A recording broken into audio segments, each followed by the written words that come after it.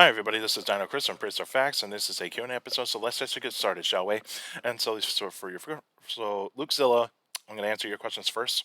So your first question, uh, this question might sound dumb. Was Liopleurodon ferox really 25 to 28 meters big? If you don't know what I'm talking about, pretty much I had this debate with somebody who thinks Liopleurodon was the size of a whale. I tried many times telling him it's not true, but he will not believe me until I ask a paleontologist if Lio was that size or not. Well, so you are correct, sir, that Liopleurodon did not get 25 to 28 meters big. It did not happen. That was because of Walking with Dinosaurs and the 1999 documentary series.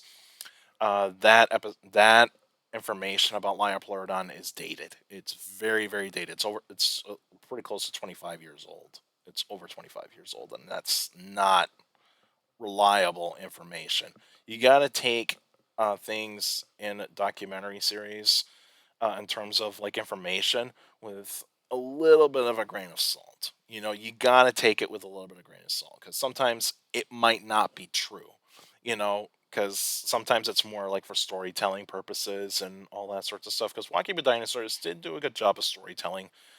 Did show some of these animals in pretty cool settings and even designs that were cool at that point in time. But of course, right now it's dated. And so this person probably got their information from Walking with Dinosaurs and probably a couple of books that featured Liopleurodon being that size, which is not really the case. There probably were Liopleurodon teeth that or pliosaur teeth that were really huge, but Liopleurodon could only get like at least like 20 to 22 feet in length. So yeah, that's not likely the case for that person to trust Walking with Dinosaurs for that type of information. Back then, it was pretty cool stuff, but now it's looked at as a lot of the stuff that was said is dated. Some stuff um, reliable for today's purposes in paleontology, but yeah, I would that's a no. So that person would need to like say do their research a little bit more thoroughly. I'm not saying that they're like not smart. I'm just saying is that they might need to do a little bit of homework. They have to be a little bit skeptical about that type of estimate. But I think the closest animal in that particular kind of time that would kind of get there, it would probably be Leesothes, the prehistoric fish. If all toothed whales weren't extinct, is there a chance for crocodiles to take over the ocean again like they did in prehistoric times? I would probably say yes and no on that one. But the only creatures that I think would actually benefit really well if there weren't any whales would be sharks. I think sharks would have gotten to much larger, would have probably gotten some pretty big sizes. Like, think about it. Think about a great white shark that could possibly get like at least 25 feet in length.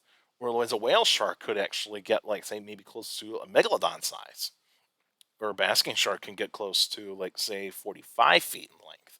I mean, think about that. That would be really cool stuff.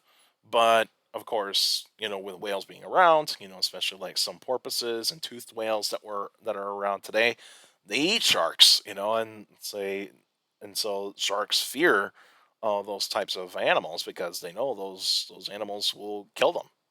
I mean, you look at orcas today; they'll kill great white sharks just to get the liver and leave the body behind.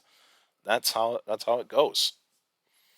And yeah, but I would probably go more on sharks. Crocodiles could do it, but I don't think they're ever going to get to the size like they did in the prehistoric, like back in the Mesozoic.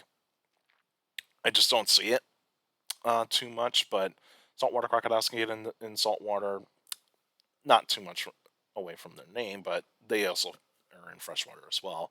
I think freshwater crocodiles can get into saltwater, the ones that are in Australia, but from my understanding is that they only do it very rarely, and they just stick to the freshwater and so on and so forth.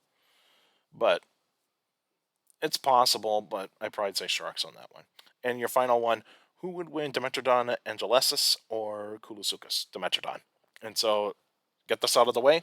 Dimetrodon and Kulusuchus never met. They're in different times and in different places as well.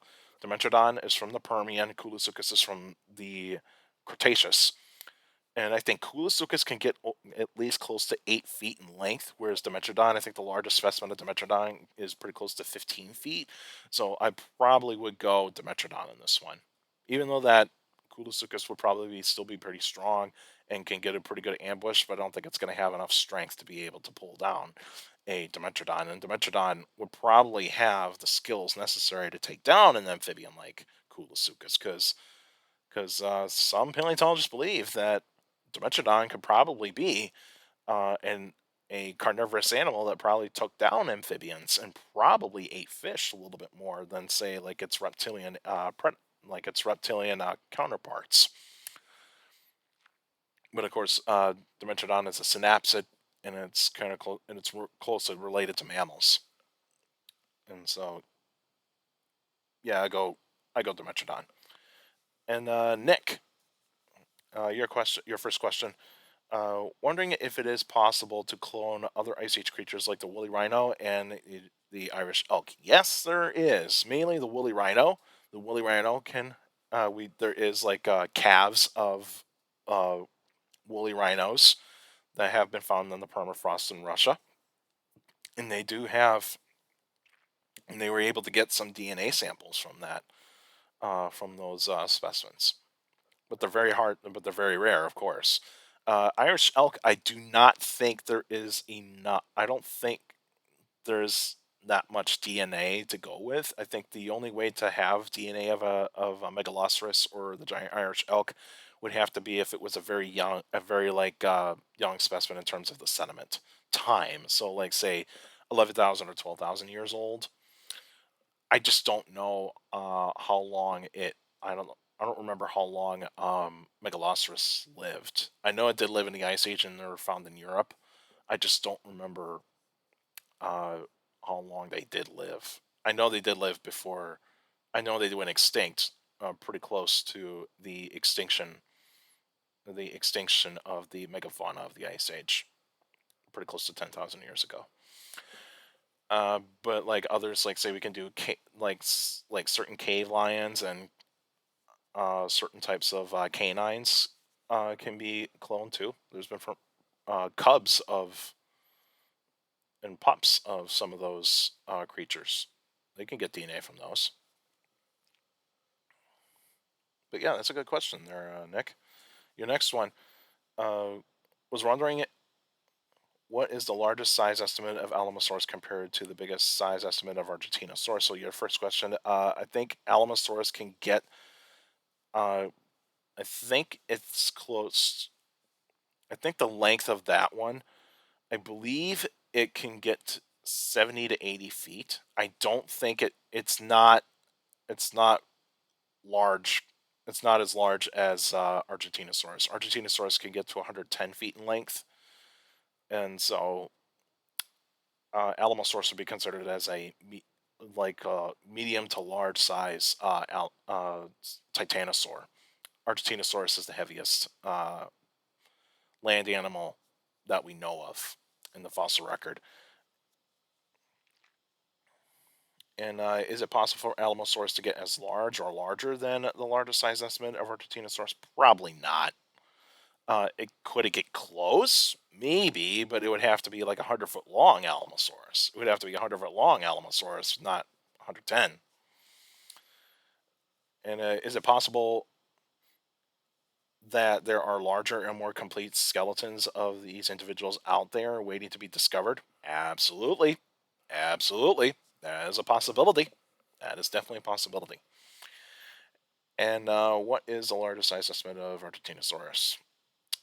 And is it possible for it to get bigger than the other size estimates? It's a possibility that they could get bigger. 110 feet. I mean, that's a pretty conservative. That's pretty like say close to conservative estimate of Argentinosaurus size in terms of length, but its weight is over 90 tons. So that says something right there. Of it would take a pretty big sauropod to outclass Argentinosaurus. And your next question was wondering if it is possible for T-Rex did hunt in packs, so that could help hunt against prey that don't go down without a fight, like the horned dinosaurs like Triceratops and Torosaurus, the armored Ankylosaurus, and the long-necked sauropod Alamosaurus. It's a possibility that they did, and I think they probably did. We do have Tyrannosaur sites have multiple individuals in the same place, like Dry Island Bone Bed in Alberta that has over 12 specimens of Albertosaurus in one site, and it's all different types of ages, 2 to 24 years old. And you got the Bestia Verser site in, or is it, it's either Bestia Verser or Teratophonius site in Utah or New Mexico. And that has, I think, 3 or 4 specimens.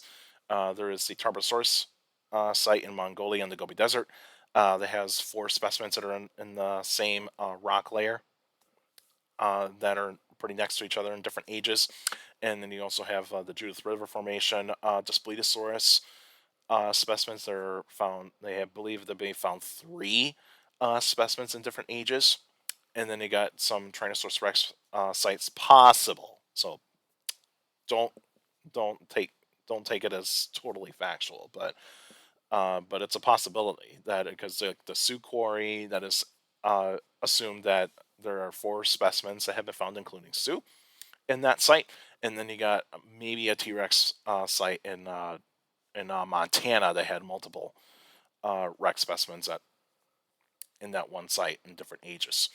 But yeah, I think it is possible. But would they actually be going after Ankylosaurus to be hunting in packs? I think the young ones would, but not the adults. They would probably be going after I would think they would probably be waiting for like a very old Ankylosaurus to take down, or otherwise a very young Ankylosaurus. They're not going to take down a healthy adult.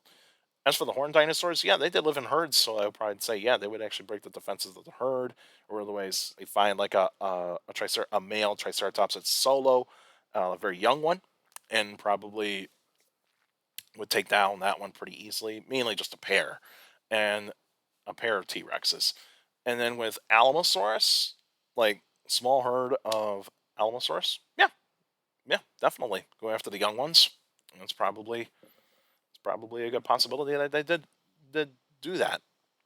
They probably did do that. All right. Give me 1 second here, guys.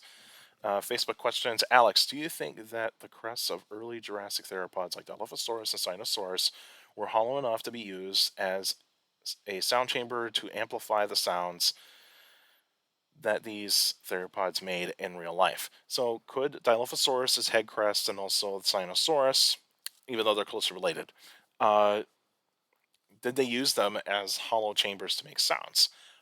More likely, I don't think they did. I don't think they did. They were kind of too thin to do that. Like if there was like a sheet of keratin like covering those crests, and like there's a hollow bit there, maybe, but I don't see that happening. They're too thin because like it's like trying to ask like could Ceratosaurus do that type of thing, but I don't see that. Monolophosaurus was close, but his crest is like on the nasal, and I think with Dilophosaurus and Sinosaurus, it's kind of like on the top of the skull, a little bit more above the eyes, so to speak. Not necessarily, but it does attach to the nasal bone. I'd probably say no, but they probably might have had a throat pouch to amplify the sounds. The only reason that a crest would work is if it was a hadrosaur. Hadrosaur probably did that. Like say the crested hadrosaurs like Corythosaurus, Lambeosaurus, and even Parasaurolophus. They probably made sounds with those crests. Definitely with that. Ceratopsians, they probably had like these skin pouches to amplify the sound. But I think with theropods, they probably just had like throat pouches. Just like throat pouches are like, you know, kind of like how some types of birds use throat pouches to amplify the sound. for like mating rituals or calling out different members of the same family, so to speak. All right. Next one's Jody. Do you think there should be a second edition to Robert Barker's book, The Dinosaur Heresies? A second edition? Maybe, maybe, but I don't know if Barker has the time to do that. Because remember, The Dinosaur Heresies is a very, very good book. It's it's pretty much the like book that defined modern paleontology to this day, modern day paleontology, because it's a it's a very well thought out book. It's got really good information, even though it did come out in the 80s. So some of the information might be a tad bit dated, but there's paleontologists that use this book. They use this book to like understand what dinosaurs were like in prehistoric times and back in their time in the Mesozoic, and how they behaved, how they possibly moved, how they moved, and all that sorts of stuff. It's like this is a very well thought out book. Bakker did a good job. Could he actually do a second edition? Well, he would have to put in like stuff that is very up to date. That would be the one thing that he would have to do that. But does he have the time to do that? That's always the question. You know, and he's not getting and he's not getting younger either. So he would probably say that if he had the time, he could. But it would probably have to be a different paleontologist to do it. They would probably have the ability to take the dinosaur heresies and probably like have Bakker's permission to do it. You know, that would probably be the reason why it would probably there would be a second edition. All right, Benjamin, doesn't Ankylosaurus have the smallest brain of all plant-eating dinosaurs? I don't think so. I think because like if you look at like say stegosaurs and sauropods, they do have small brains compared to body size. I think stegosaurs are the smallest ones to have are do have the smallest brain compared to body size. So that would be more likely the case. And Kylosaurus, no, I don't think they did have the smallest ones. They're close, but not really the smallest. Why did Therizinosaurus have odd looking hips? Well, if you look at the hips of a dinosaur, you would definitely know of like how much weight they're going to be bearing. And with Therizinosaurs, because they're theropods, uh, it's interesting of how they actually do look because they kind of have somewhat of a short tail, but their the body in front of the hips, it's pretty long and also it's pretty wide. They have pretty wide bellies, and so it's all about weight distribution.